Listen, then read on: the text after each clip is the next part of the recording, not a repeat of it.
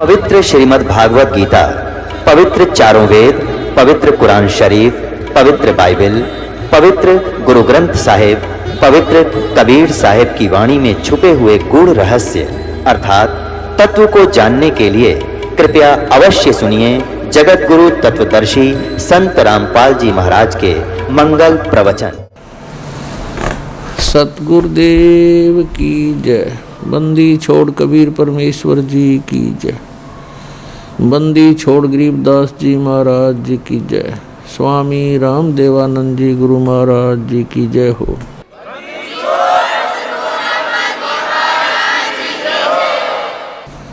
गरीब नमो नमो सतपुरुष को नमस्कार। गुरु की नहीं सुर नर मुनि जन साधुआं संतों सर्वस दी नहीं। सतगुरु साहेब संत सब डंडो तम प्रणाम। आगे पीछे मद हुए तिनको जा कुर्बान। नराकार निर्विषम काल जाल वैबंधनम निर्लेपम निज निर्गुणम अकल अनुवेशोन्दनम सोहम सुरति समाप्तम सकल समाना निर्तल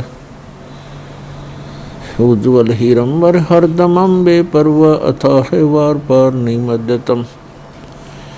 गरीब जो सुमर सिद्ध होई गणनायक गलता ना करो अनुग्रह सोई पारस पद परवाना।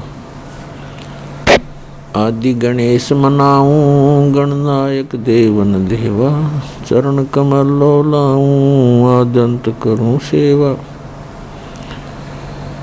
परम शक्ति संगीतम रिद्धि सिद्धि दाता सोई अवगत गुण अतीतम सत्पुरुष निर्मोही जगदम्बा जगदीशम मंगल रूप मुरारी। तन मन अर्पों शीसम भक्ति मुक्ति भंडारी। सुर नर मुनि जन ध्यावे ब्रह्मा विष्णु महेशा शेष शेष मुख गावे पूज आदि गणेशा। इंद्र कुबेर सरीखा वरुण धर्म राय धामे समर्थ जीवन जी का मन इच्छा फल पावे। 33 कोटि आधारा ध्यावे से 88 जल पारा कट है यम की फांसी। 33 कोटि आधारा ध्यावे से 88 उतरे बहुजल पारा कट है यम की फांसी। कर जोरों विनती करूं दुरूं चरण पर शीश। गुरु जी राम देवानंद जी महाराज ने दियो नाम बख्शीश। कोटि कोटि सिजदा करूं कोटि कोटि प्रणाम। चरण कमल में राखियो मैं बांधी जाम गुलाम। कुत्ता हूँ गुरुदेव का रामपाल दास का नाम। गले प्रेम की जेवड़ी जा खींचो वहाँ जाऊँ। तो करो तो बावड़ो दूर दूर करो तो जाऊँ। जो रखो तो ही रहूँ जो देवो सो खाऊं। परमपिता परमात्मा पूर्ण ब्रह्म सारी सृष्टि के रचनहार कुल मालिक कबीर परमेश्वर जी ये हम सभी आत्माओं के जनक हैं, सबके पिता हैं। ये वो पूर्ण परमात्मा हैं, ये कादिर भगवान हैं, समर्थ अल्लाह हैं, कंप्लीट गॉड हैं, जिनके अंदर ये सर्वे गुण प्रत्यक्ष है। तुमेव माता च पिता तुमेव बंधु च सखा तुमेव विद्या च द्रविणीम तुमेव सर्व मम देव देव। यही परमात्मा हमारे वास्तव में पिता हैं। पालक होने के कारण ये पिता हैं, हमारे जनक होने के कारण ये हमारी माता है, क्योंकि इन्होंने हमें अपने वचन से उत्पन्न किया हुआ सभी आत्माओं को। और यही हमारा असली धन है, क्योंकि परमेश्वर स्वयं आकर बताते हैं, कबीर सब जग निर्धना, धनवंता ना कोई, और धनवान उसको जानियो जिस पर राम नाम धन होए। फिर परमात्मा बताते हैं, राम रटत कोड़ी ही भलो, राम रटत कोड़ी ही भलो, चू चू पड़े जो चामे, वो सुंदर शरीर किस काम का, जा मुख नाही नाम। कबीर राम रटत दारिद्र भलो, टूटी घर की छान, वो सुंदर महल किस काम के, जहाँ भक्ति नहीं भगवान। राम रटत कन्या भली, साकेट बलो न पूत, जैसे छेरी के गल में गलथना, जिसमें दूध न मूत। कबीर जिव्या तो वाये भली, जो रटे हरि नाम, नहीं तो काट के फेंक दियो, ये मुख में भलो ना चाम। परमपिता परमात्मा कबीर देव, कबीर साहिब, अल्लाहु अकबर, ये हमारे सभी आत्माओं के जनक हैं, ये सब के पिता हैं। और यही वो रहमत वाले अल्लाह हैं, ये वही कृपा के सागर हैं, जो अपनी आत्माओं को, जो इनकी शरण में आकर के सत भक्ति करते हैं, उनको सर्व सुख प्रदान करते हैं। और जो भक्ति नहीं करते या करते हैं तो शास्त्र विधि त्याग कर मनमाना आचरण करते हैं, या वे इनकम्प्लीट गॉड की, अधूरे भगवानों की भक्ति करते हैं, तो वो प्राणी मोक्ष प्राप्ति नहीं कर सकते। और उनका प्रारब्ध में यानी किस्मत में लिखा हुआ जो पाप कर्म है, जिसके कारण प्राणी को कष्ट होते हैं, उससे भी छुटकारा नहीं पा सकते। प्रत्येक प्राणी इस काल के लोक में 21 ब्रह्मांड में, आप पृथ्वी लोक पर रह रहे हो, ये भी काल के लोक के अंतर्गत आता है। कोई भी सुखी नहीं है। परमात्मा ने बताया कि आप झूठे सुख को सुख कहते हो। आप किस बात को सुख मान बैठे हो?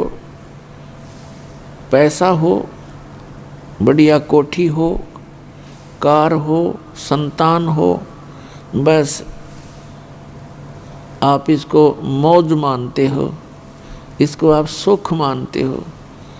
लेकिन आप भूल जाते हो बगैर तत्व ज्ञान के कि जिनके ये सर्व सुख थे, उनका किसी का पुत्र मर गया, किसी की पुत्री विधवा हो गई, किसी की पुत्री मृत्यु हो गई, और कईयों के तो परिवार के परिवार दुर्घटना में नष्ट हो जाते हैं।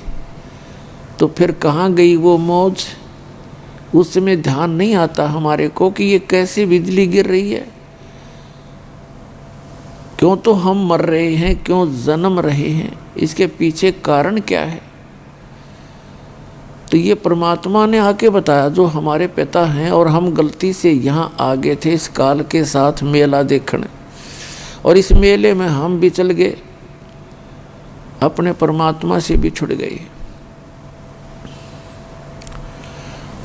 अब वो परमात्मा यहाँ आता है हमें समझाने के लिए कि जिस स्थान पर आप रह रहे हो ये स्थायी स्थान नहीं है। ये तो एक मेला है। कोई 10 वर्ष रह सकता है, कोई 20 वर्ष, कोई 50 वर्ष, कोई 60 और 100 वर्ष। उसके बाद सभी ने यहाँ से जाना पड़ेगा। और यहाँ आप एक दूसरे से अस्थायी तौर पर जुड़े हुए हो, जैसे मेले में मित्र बन जाते हैं। आपका परिवार इतना ही समझो। तो वो आकर जब हमें बताना चाहते हैं तो हम यहाँ इस काल के जाल में फंस चुके होते हैं। और ये काल एक विलियन है, खलनायक है। इसकी चेष्टा रहती है कि यहाँ मेरे जाल में फंसे हुए सभी आत्माओं को इतना भ्रमित कर दूं कि ये अपने पिता को पहचान भी ना सके। और इसने ऐसा ही कर रखा है। जब वो परमात्मा यहाँ आते हैं स्वयं, तो उस समय हम उसको पहचान नहीं पाते और झूठे ज्ञान के आधार से, भ्रमित ज्ञान के आधार से हम अपने ही पिता का विरोध करके इस काल कसाई के जाल में फंसे ही रह जाते हैं। वो परमात्मा स्वयं आते हैं और अपना ज्ञान कराने की चेष्टा भी कराते हैं और हमें ये भी बताना चाहते हैं कि तुम यहाँ के वासी नहीं हो और ये तुम्हारा सही ठिकाना नहीं है। क्या बताते हैं कि पहले गए जो पहले मृत्यु को प्राप्त हो चुके हैं, उन्होंने तो कभी किसी को आकर बताया नहीं हम कहाँ गए, और शेष जो बचे हैं ये भी ऐसे ही चले जाएंगे। और जो भक्ति साधना जो क्रियाएं आप आजीवन करते हो, ये इस काल के जाल में फंसे रहने की सुव्यवस्था है। उसके लिए सत भक्ति करनी पड़ती है, उस साहेब की भक्ति करनी पड़ती है, समर्थ भगवान की, कंप्लीट गॉड की। और वो भक्ति केवल वो स्वयं ही आकर बताते हैं। जब वो बताने आते हैं तब तक हम इन नकली गुरुओं, आचार्यों, शंकराचार्यों, काजी और मुल्लाओं और इन पीरों के द्वारा इतने भ्रमित कर दिए जाते हैं कि हम परमात्मा के उस ज्ञान को स्वीकार नहीं कर सकते, नहीं कर पाते। पुण्यात्माओं, इसके पीछे क्या कारण रहा कि हम सभी अशिक्षित थे और प्रत्येक धर्म के धर्मगुरु कुछ एक व्यक्ति होते थे जिनको हम ये मानते थे कि ये सभी सदग्रंथों से, अपने अपने धर्म के सदग्रंथों से पूर्ण परिचित हैं, विद्वान पुरुष हैं, जिस कारण से हमने उनके किसी भी बात पर डाउट नहीं हुआ, अविश्वास नहीं हुआ। और अभी तक हम उनके द्वारा दिए गए लोकवेद दंत कथा को आधार मानकर अपना जीवन जी रहे थे। परमात्मा को पता था कि ये तब तक मुझे नहीं पहचान पाओगे जब तक ये स्वयं शिक्षित ना होंगे। तो पुण्यात्माओं, चौथा युग आ गया है। जनता कभी शिक्षित नहीं थी, क्योंकि ये शिक्षा एक अभिशाप है इस जीव के लिए और वरदान भी है। अभिशाप तो इसलिए है कि इसमें हम ज़्यादा चतुर बन गए और सांसारिक सुख सुविधाओं को प्राप्त करने की दौड़ हमने बहुत स्पीड तो लगा रखी है। एडी से चोटी का जोर केवल माँ इकट्ठी करने में लग गए, अभिमानी हो गए। छोटी सी पोस्ट पर मिल जाती है, हवा में उड़ जाता, सीधे मुँह बात नहीं करता वो व्यक्ति। और पहले अपने बुजुर्ग थे, आय का आदर करते थे, प्यार से बोलते थे, विनम्र रहते थे। तो विनम्र व्यक्ति के साथ भगवान रहता है। जिसमें जरा सा भी अभिमान आ जाता है उससे भगवान दूर हो जाता है। केवल वो अपना फिर कर्म ही प्राप्त करता है पूर्व जन्म का, उसको अन्य कोई लाभ नहीं मिल सकता।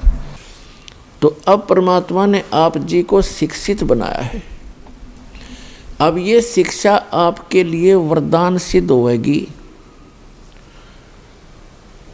कि आप परमात्मा को पहचान सकोगे, अपने सदग्रंथों को स्वयं पढ़ सकते हो, निर्णय ले सकते हो।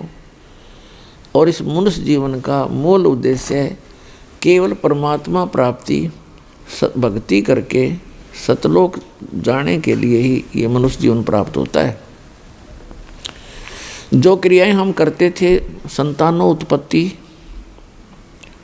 उनकी परवरिश में सारा जीवन लगाकर हम ये कहा करते थे, हमारे बुजुर्ग, हमने देखा सुना कि मेरा काम पूरा हो गया, बच्चों का विवाह कर दिया, परमात्मा ने उनका संतान दे दिया, अपने पैरों पर खड़े हो गए, अब मेरी बेशक मृत्यु होगी, हो जाओ, मेरा काम पूरा हुआ। अब इस तत्व ज्ञान से, अध्यात्म ज्ञान से पता चला कि मनुष्य वाला काम तो शुरू भी ना किया उसने, ये कर्म तो पशु पक्षियों जैसे ही किए आज तक जो आपने किए। तो इस मनुष्य जीवन का यदि कोई मूल उद्देश्य है, केवल परमात्मा प्राप्ति है। और आप जी जिनको ये मानव शरीर मिला है, ये एक ड्रेस है, ड्रेस पोशाक, इसको संत भाषा में चोला बोलते हैं, चोला यानी कपड़ा। तो ये वस्त्र आपको अन्य प्राणियों से भिन्न प्राप्त है, तो इसका कोई काम भी भिन्न है। और उस काम के बिना इस मनुष्य जीवन का कोई यूज नहीं, चाहे कितने कोठी बना लो, फैक्ट्री लगा लो, या चाहे कितनी कार खरीद लो, एक सेकंड में मृत्यु हो जाती है, सब कुछ धरा धराया रह जाता है। और हाथ मसलता हुआ हारे हुए ज्वारी की तरह यह प्राणी यहाँ से शरीर छोड़कर चला जाता है। जो भक्ति नहीं करता और भक्ति कर रहा है नकली गुरुओं के पास, वो भी हारे हुए ज्वारी की तरह ही जाएगा। तो पुण्यात्माओं, आप जी को ये ड्रेस अलग मिली है, इसका काम भी भिन्न है। जैसे बच्चे विद्यालय में जाते हैं, विद्यार्थी की ड्रेस, उनकी पोशाक भिन्न होती है। और अन्य जो मजदूरी करते हैं या खेतों में काम करते हैं या कोई अपनी अन्य दुकान आदि कार्य करते हैं, मजदूरी करते हैं, तो उनकी ड्रेस पोशाक भिन्न होती है। और जिनको ड्रेस पहन कर जाते हैं, जो विद्यार्थी हैं, उनको फ्री कर दिया जाता है परिवार की तरफ से कि बेटा और बेटी तुम अपनी शिक्षा ग्रहण करो, अपना भविष्य बनाओ। और यदि वो बच्चे उस शिक्षा काल में, विद्यार्थी जीवन में अपना उद्देश्य को ध्यान में ना रखकर, पढ़ाई ना करके कोई सिनेमा देखता है, कोई ताश खेलता है, या कोई ऐसे ही गप्पे मारता रहता है, तो उनको फिर बाद में बहुत पछताना पड़ता है जब वो उनका विद्यार्थी जीवन समाप्त हो जाता है।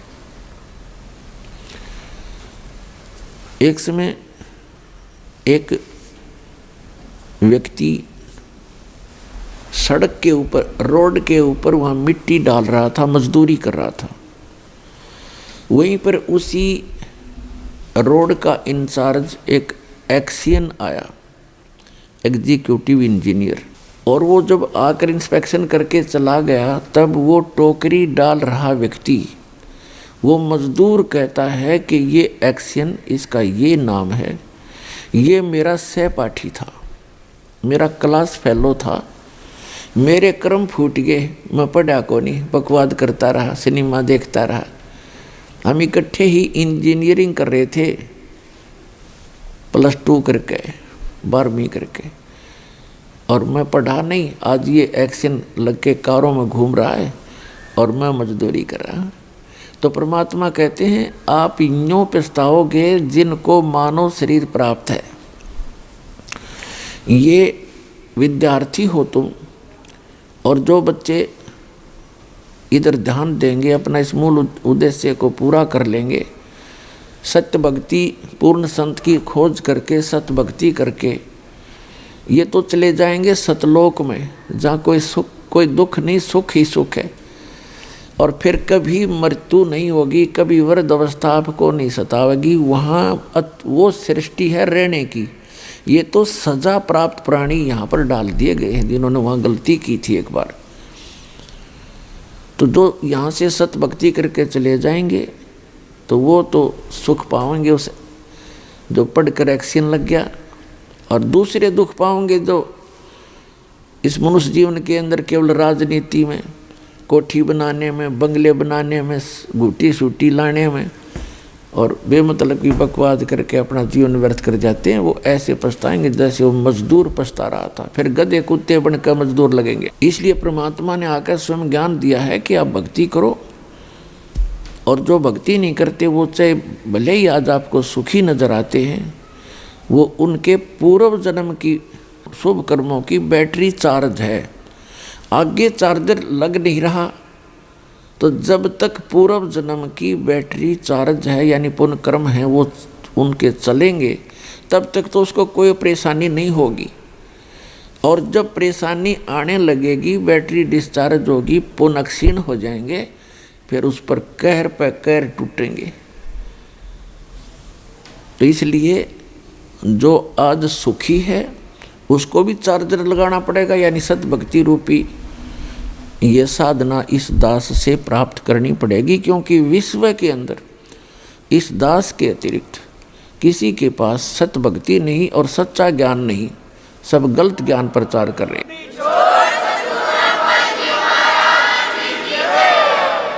और इसके अंदर कोई मान बढ़ाई नहीं करनी चाहिए, क्योंकि हम कई प्रकार से भ्रमित हो गए। जैसे किसी व्यक्ति ने किसी भयंकर रोग की दवाई खोज ली तो उसके पास दवाई लेनी चाहिए, चाहे राष्ट्रपति का रोग हो उसने भी जाना चाहिए, इसमें क्या दिक्कत है। तो थोड़ी सी भी बुद्धि से काम आप लोगे तो ना अभिमान सतावेगा, आपको अपना कल्याण नजर आएगा, तो तुरंत आकर के नाम लीजिए। परमात्मा कहते हैं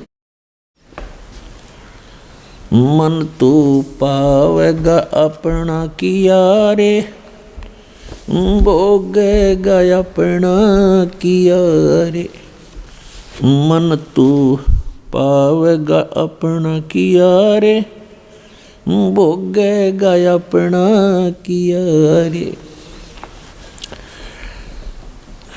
राजा राम की कार उलंगी, गई सीता लंक मजारे। राजा राम की कार उलंगी, गई सीता लंक मजारे। सेतु बंधा जब सेना उतरी, चढ़ गए पद्म 18। मन तू पावेगा अपना किया रे, भोगेगा अपना किया रे। लंका तोड़ी बेलंका रे तोड़ी, वो अहि रावण से मारे। लंका तोड़ी बेलंका रे तोड़ी, अहि रावण से मारे।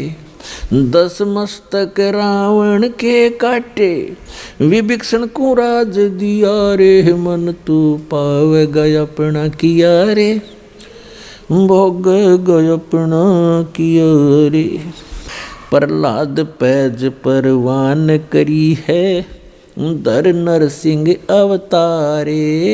प्रहलाद पैज परवान करी है, धर नरसिंह अवतारे। दीन दयाल दया कर उतरे, एरना कुश उदर वेदारे। मन तू पावेगा अपना किया रे, भोगेगा अपना किया रे। हा हा हु बंदे होते तौलत हैं बलवारे। हा हा हु बंदे होते तौलत हैं बलवारे। गज और गरा बने भवसागर, 10 सेंस अधिकार। मन तू पावेगा अपना किया रे, भोगेगा अपना किया रे। भाई श्वास घटो बलहीन भयो, जद खेच लिया मजदारे। श्वास घटा बलहीन भयो, जद खेच लिया मजदारे। अर्ध नाम रसना से टेरा, वो सुमृत है रंकारे। मन तू पावेगा अपना किया रे, भोगेगा अपना किया रे। भाई नारद मुनि तेर काली रे योगी, जिन मन गर्भ किया रे। नारद मुनि तेर काली रे योगी, जिन मन गर्भ किया रे। पल में पूत बहतर जाए, ये रोवत केस उपाड़े। मन तू पावेगा अपना किया रे, भोगेगा अपना किया रे। भाई कृष्ण गुरु दुर्वासा होते, 56 कोटि सिंगारे। कृष्ण गुरु दुर्वासा रे होते, 56 छप्पन कोटि सिंगारे। अम्बरीश कह चले अपूठे वो दुर्वासा से हारे। मन तू पाव गय अपना किया रे, भोग गय अपना किया रे। भाई दुर्योधन और दुशासन को द्रौपदी चीर उतारे। दुर्योधन और दुशासन को द्रौपदी चीर उतारे। अंधे को पीन देई थी वो बढ़ गए अंत अपारे। मन तू पाव गय अपना किया रे, भोग गय अपना किया रे। भाई भीष्म पिता और द्रोणाचार्य कर्ण से बाणों मारे। भीष्म पिता और द्रोणाचार्य ये कर्ण से बाणों मारे। महाभारत में टटीरी के राखे वहाँ घंटा टूटे पड़ा रे। मन तू पाव गय अपना किया रे, भोग गय अपना किया रे। भाई 33 करोड़ यज्ञ में आए वो 88 सारे। 33 कोटि जग में आए 88 सारे।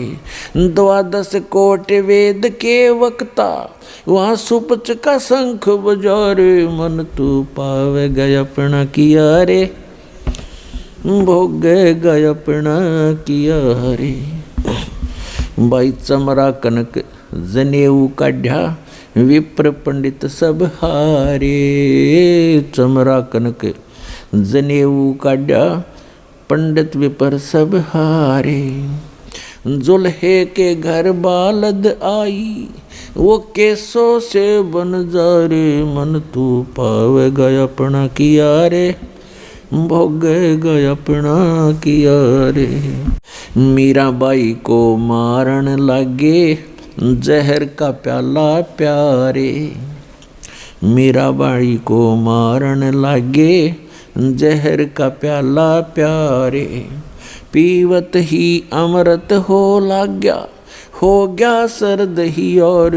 मन तू पाव गय अपना किया रे, भोग गय अपना किया रे।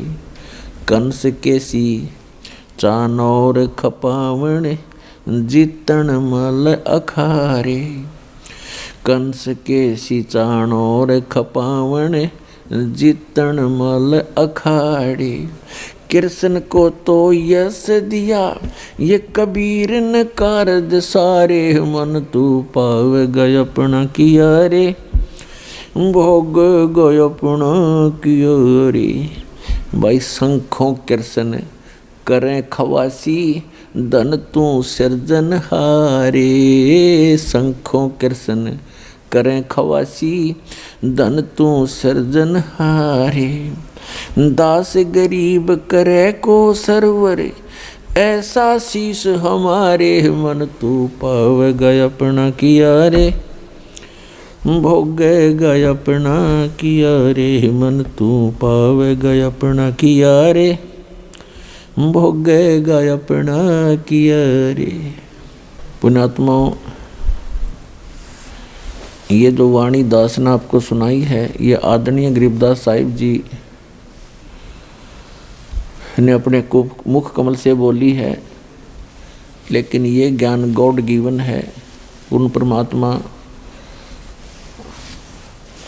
वो समर्थ परमात्मा जो कंप्लीट गॉड है, पूर्ण परमात्मा कबीर साहिब जी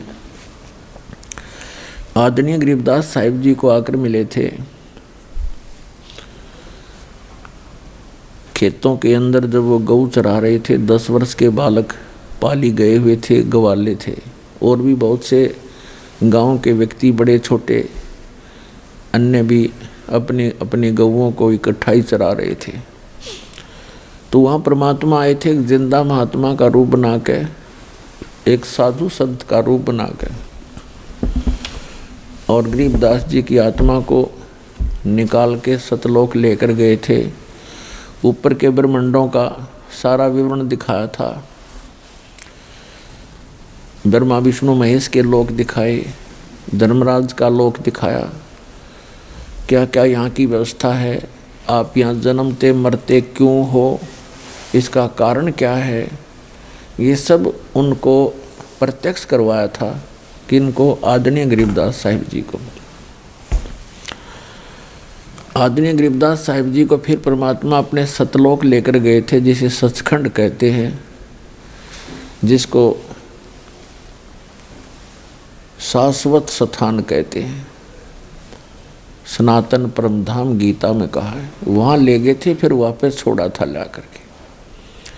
परमात्मा पूर्ण ब्रह्म की कृपा के बिना कोई भी प्राणी ऊपर जाकर के वापस नहीं आ सकता, यानी वहाँ जाकर के वापस किसी को कुछ ज्ञान नहीं दे सकता, क्योंकि इस काल भगवान ने सबको गुमराह किया हुआ है, भ्रमित किया हुआ है। केवल परमात्मा अपनी रजा से ऊपर ले जाते हैं। उन्होंने चंद पुण्यात्माओं को ऐसे ऊपर ले जाके वापस छोड़ा, और उन्होंने उस परमात्मा की गवाही दी है, अपनी अमृतवाणी रूपी एफिडेविट दिए हैं कि वो परमात्मा इन सभी भगवानों से अन्य है, इन सभी भगवानों से, प्रभुओं से अन्य है। ब्रह्मा जी से, विष्णु जी से, शिव जी से, दुर्गा जी से, ब्रह्म से और परब्रह्म से, इनसे अन्य है, उसको पूर्ण ब्रह्म कहते हैं। गीता अध्याय नंबर 8 के श्लोक नंबर 3 में उसी को परम अक्षर ब्रह्म कहा है। तो पुण्यात्माओं, वो परमात्मा स्वयं ही ऊपर ले जाते हैं अपनी आत्माओं को, फिर वापस छोड़ते हैं।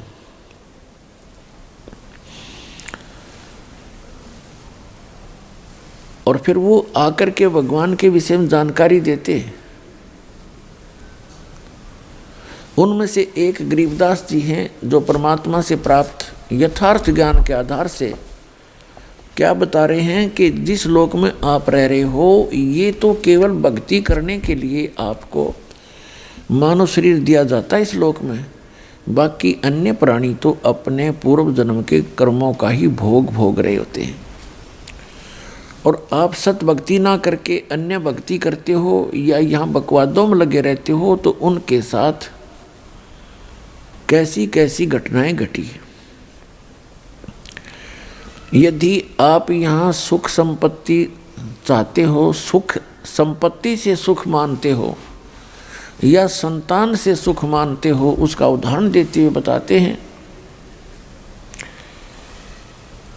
सर्व सोने की लंका होती रावण से रणधीरम, एक पलक में राज विराजी वो जम के पड़े जंजीरम, मन तू सुख के सागर बस रे भाई और न ऐसा यस रे। फिर बताते हैं, क्या मांगो कुछ थिर ना रहाई, और देखत नैन चला जग जाई, एक लख पूत सवा लख नाती, उस रावण के आज दीवा नबाती।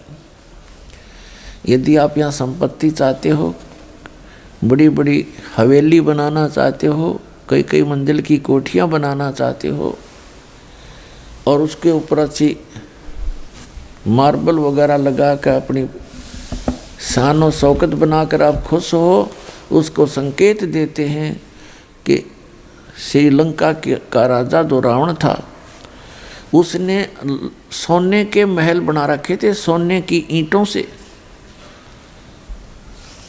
और उसके 1 लाख पुत्र थे। और ऐसे कुबद करने वालों का जो सत भक्ति नहीं करते, रावण भक्ति भी करता था लेकिन भगवान शंकर की करता था, तमोगुणी शंकर की। और ये भगवान आपको केवल वर्क डन ही दे सकते हैं, जैसा करोगे वैसा ही पाओगे, इसमें कोई परिवर्तन नहीं कर सकते। और वो समर्थ परमात्मा जो पूर्ण ब्रह्म है, सत्य पुरुष है, अकाल मूर्त है, वो कबीर देव है। कबीर साहब है जो काशी में, बनारस में धानक रूप में आए थे, 120 वर्ष रहे, वो ये ज्ञान ही दिया करते थे, और एक झोंपड़ी में बैठकर सारे ब्रह्मांडों का संचालन भी करते थे। और हम सबका पालन पोषण भी करते थे। वो पूर्ण परमात्मा है। जब तक हम सत भक्ति नहीं करते हो तो अपना कर्म ही मिलता है। तो यहाँ याद दिलाना चाहते हैं, यदि तुम संतान ही परमात्मा से मांगते हो या आपको संतान प्राप्त है, बेटा और बेटी, उनकी अच्छी कोई व्यवस्था है, उनके बढ़िया रोजगार चल रहे हैं और आप निश्चिंत होकर बैठ गए हो, मूल उद्देश्य भूल गए हो भगवान का, तो आपकी भूल है। 1 लाख पूत 1.25 लाख नाती, और उस रावण का आज कोई दीवा न बाती, दीपक लगाने वाला नहीं शेष बचा। तो इस गंदे लोक में आप इन्हीं व्यवस्थाओं से संतुष्ट हैं, तो आपका भूल लाग रही है। उस भूल को तोड़ने के लिए परमात्मा आते हैं या अपना कोई दास भेजकर आपको सजग करते हैं कि आप अपना मूल उद्देश्य भूल चुके हो। उसके लिए याद दिलाते हैं कि जो भक्ति करते हैं उनकी भगवान मदद करते हैं। जैसे इसमें एक प्रसंग आया है कि लंका तोड़ी, बिलंका तोड़ी, और अहि रावण से मारे 10 मस्तक रावण के काटे, और विभीषण को राज दिया रे। परमात्मा कहते हैं यदि तूने यहाँ की थोड़ी बहुत सुख सुविधाएं भी चाहिए तो वो भी हम देंगे, और जो हम देंगे वो तेरे अनुकूल होगी। और आप अपने प्रयत्न से यहाँ की सुख सुविधाएं प्राप्त करना चाहोगे तो आप गलती पे गलती करोगे, कहीं रिश्वत लोगे, सैकड़ों झूठ बोल के कोई माल बेचोगे, मिलावट करोगे, वो आपके लिए कहर साबित होगा एक दिन। तो ऐसी गलतियां ना करना। फिर बताते हैं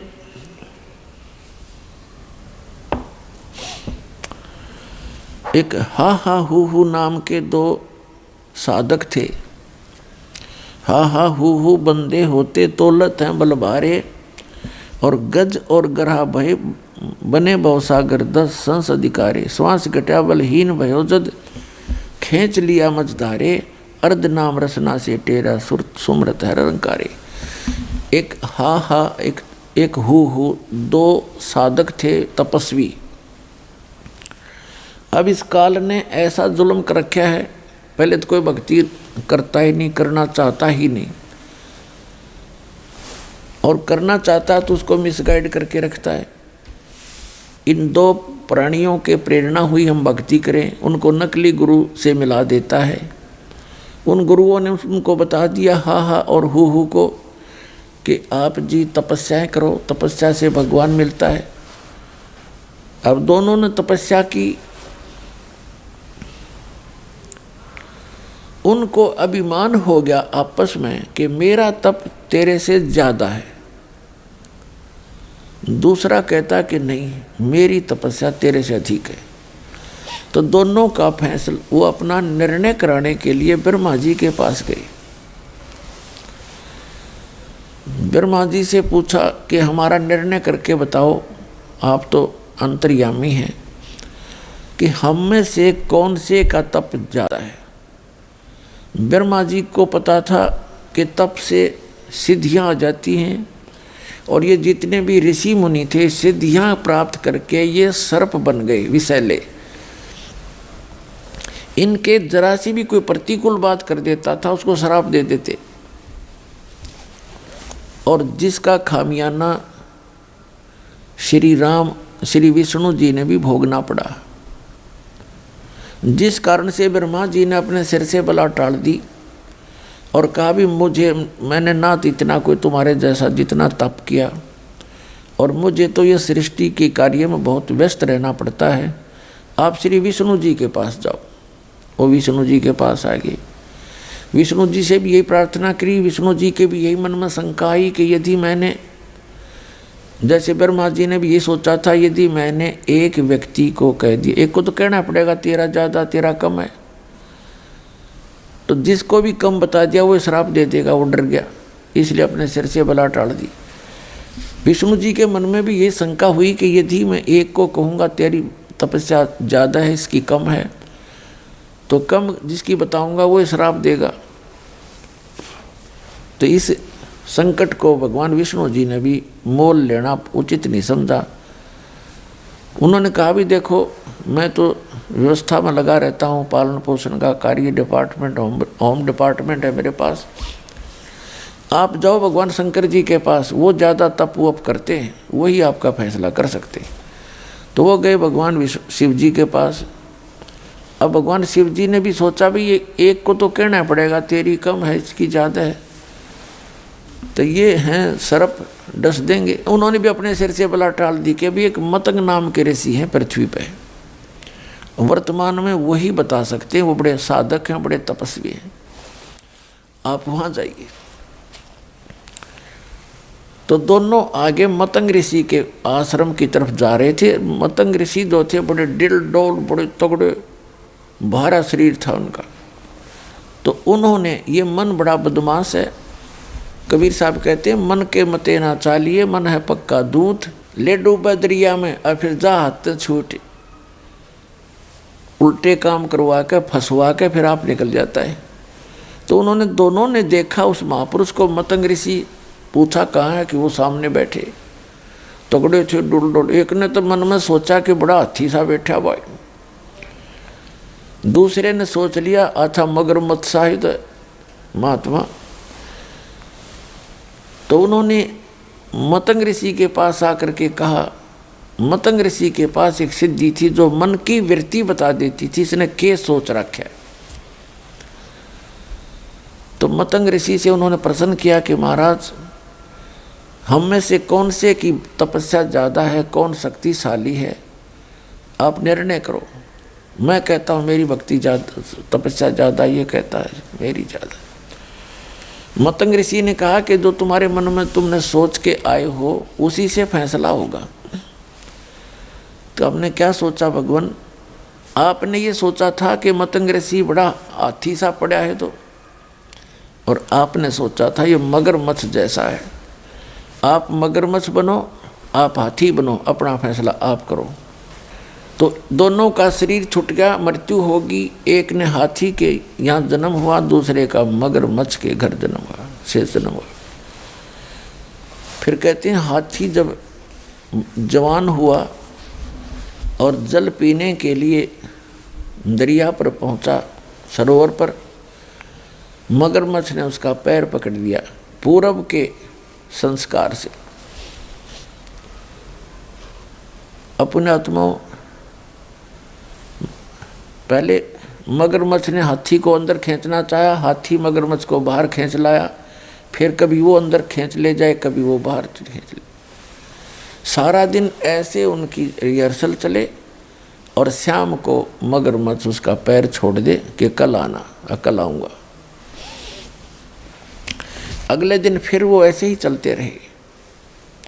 कहते हैं 10,000 वर्ष से भी अधिक समय तक वो आपस में झगड़ते, ऐसे ही लड़ते रहे। परीक्षा अपना जो है ये रिहर्सल करते रहे। क्या हुआ कि जो हाथी के साथी थे वो उसके लिए दूर दूर से घास तोड़ कर लाएं, कीड़े तोड़ तोड़ के लाएं, उसको खिलाएं रात को, और सुबह फिर पहलवान की तरह हाथ मिलवा दें उनका। तो ऐसे आसपास का जो चारा था वो ख़त्म हो गया और मगरमच्छ के वहाँ उपलब्ध मछलियाँ काफ़ी रहती थी, वो अपना वहाँ से छका रहता था। तो बलहीन हो गया हाथी और मगरमच्छ ने वो खींच लिया और इतना गहरे पानी में ले गया कि सूंड का थोड़ा सा हिस्सा शेष था जहाँ से हाथी श्वास लेता है। उसकी नाक बहुत लंबी होती है, 5-7-10 फुट की, तो सारा खींच लिया। सूंड ऊपर रखा हुआ था। जब उसने देखा कि अब सूंड में भी पानी प्रवेश होगा तो मर जाएगा, अपनी ताकत भूल के परमात्मा को याद किया। थोड़ा सा राम भी पूरा नहीं कहने पाया था, रा। उसी समय कहते हैं सुदर्शन चक्र आया और मगरमच्छ का लगा। मगरमच्छ ने उसका पैर छोड़ दिया, हाथी बाहर आ गया। अब वहाँ भगवान प्रकट हुए श्री विष्णु रूप में।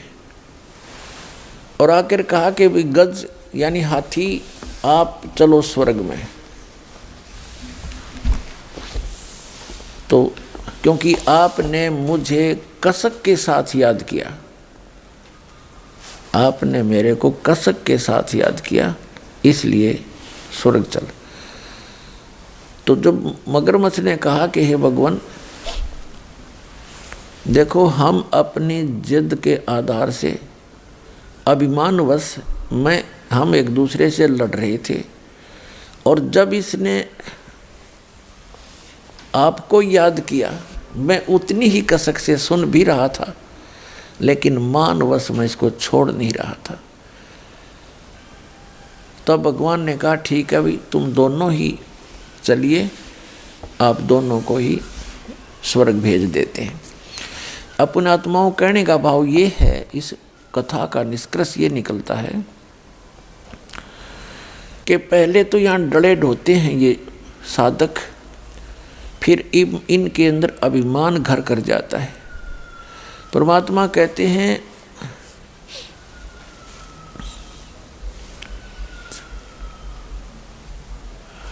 सत्संग की आधी घड़ी और तप के वर्ष 1000 तो भी बराबर है नहीं, कहें कबीर विचार।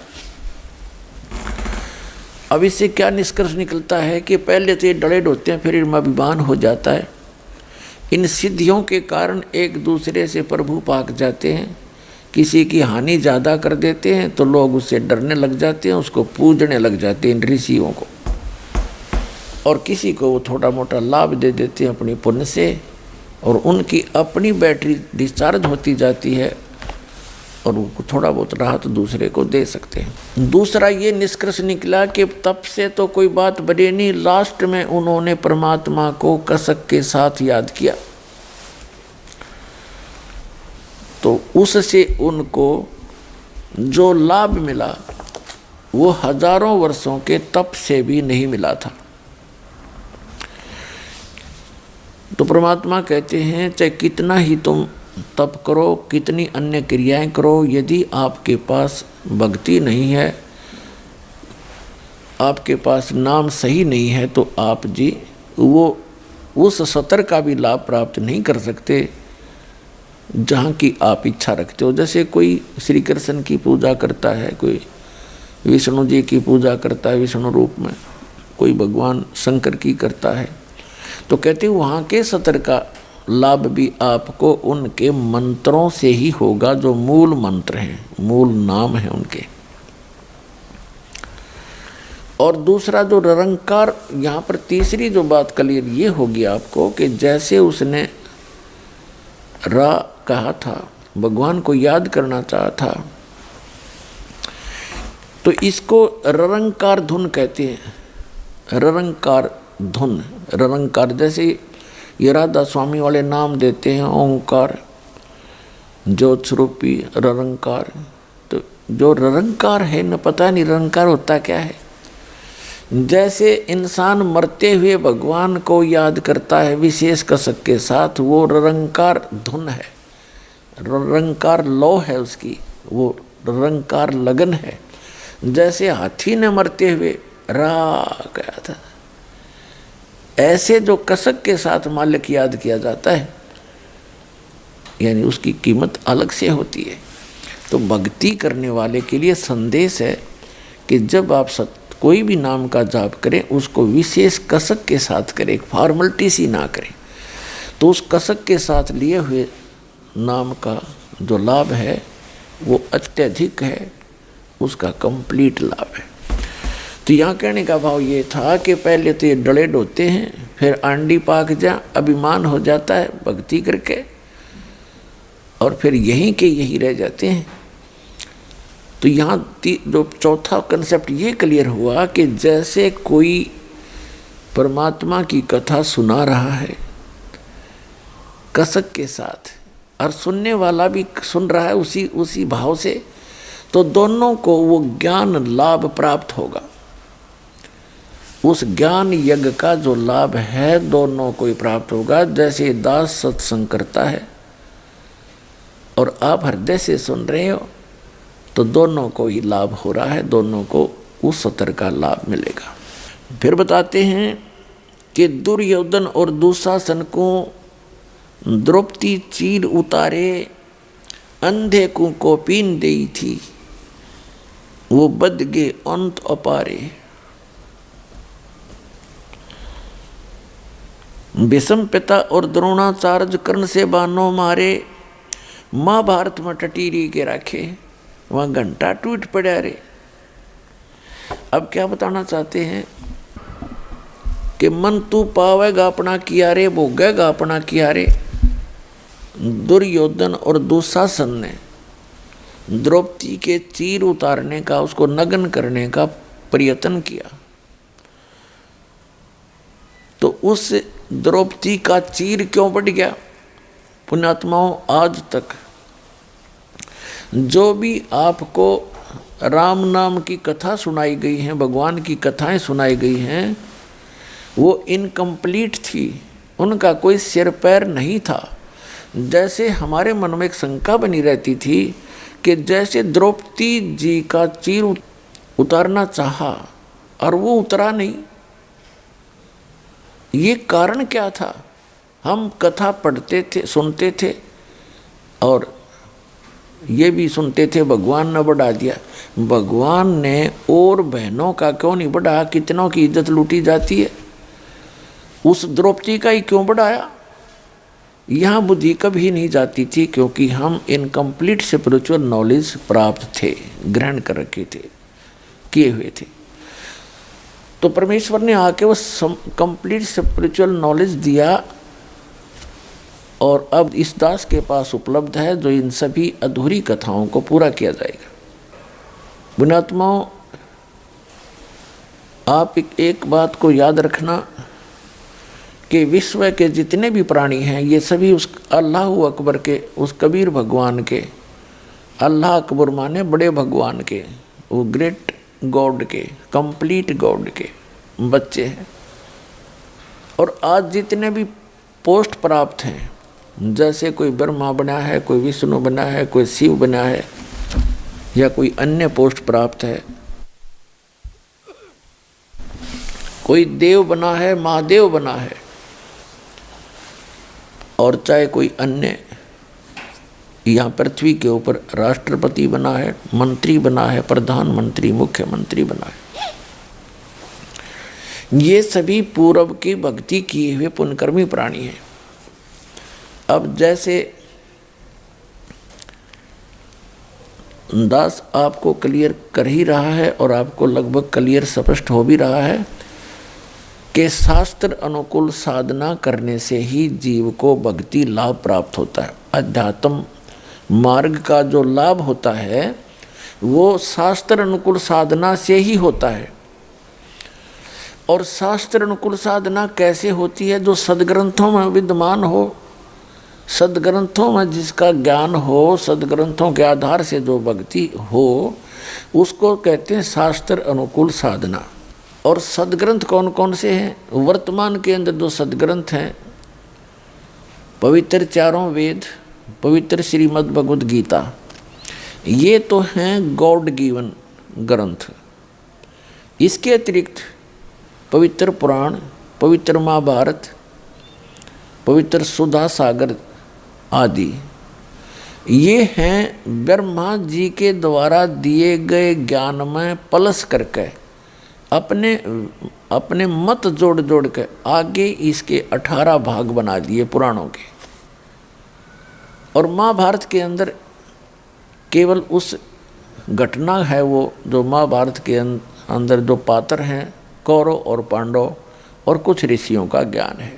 तो ये ज्ञान गॉड गिवन नहीं है, ये तो इतिहास एक टाइप का। ऐसे ही पवित्र कुरान शरीफ, कुरान मजीद कहो, एक ही है, केवल नाम मंत्र है, लेख में कोई अंतर नहीं है। तो ये भी गॉड गिवन है, लेकिन ये पवित्र चारों वेद, पवित्र श्रीमद् भगवद गीता और पवित्र पुराण और पवित्र बाइबल का कुछ अंश, पवित्र बाइबल का जो अंश है वो इस ब्रह्म के द्वारा दिए गए हैं। ये भी गॉड है, ये भी अल्लाह है, ये इनकम्प्लीट गॉड है।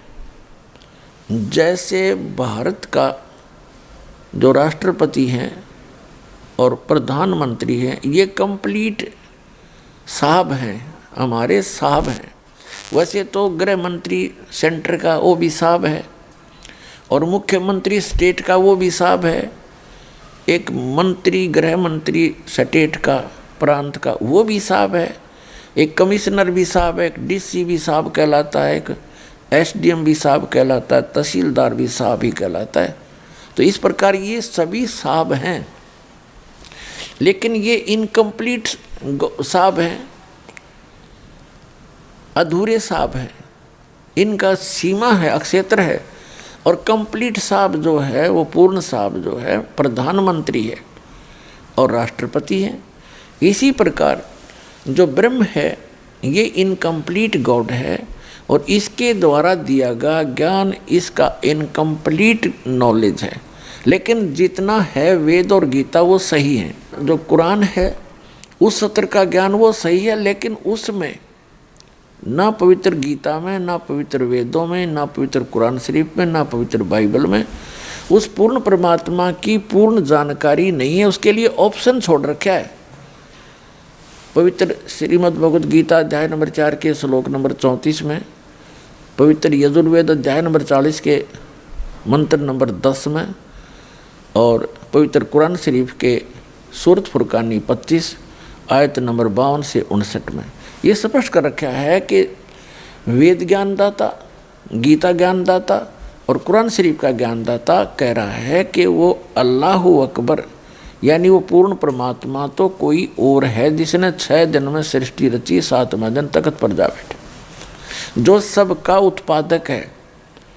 उसके विषय में कोई तत्वदर्शी संत से पूछो तो वो ज्ञान जो तत्वदर्शी संत बतावेगा वो ना कुरान में है, ना वेद में है, ना गीता में, ना पवित्र बाइबल में।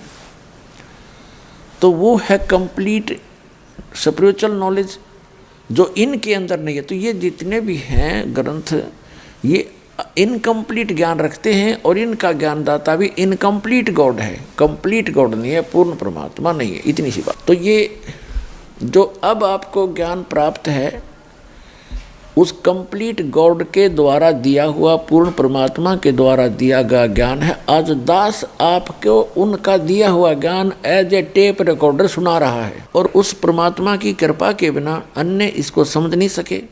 इस दास के समझ में आया। तो अब क्या होगा? अब हजारों वर्षों तक ये ज्ञान चलेगा, पूरे विश्व में शांति होगी। ये माया को इकट्ठी करने की जो दौड़ लग रही है, आग लगी पड़ी है प्रत्येक प्राणी के अंदर, ये इस ज्ञान से शांत होगी।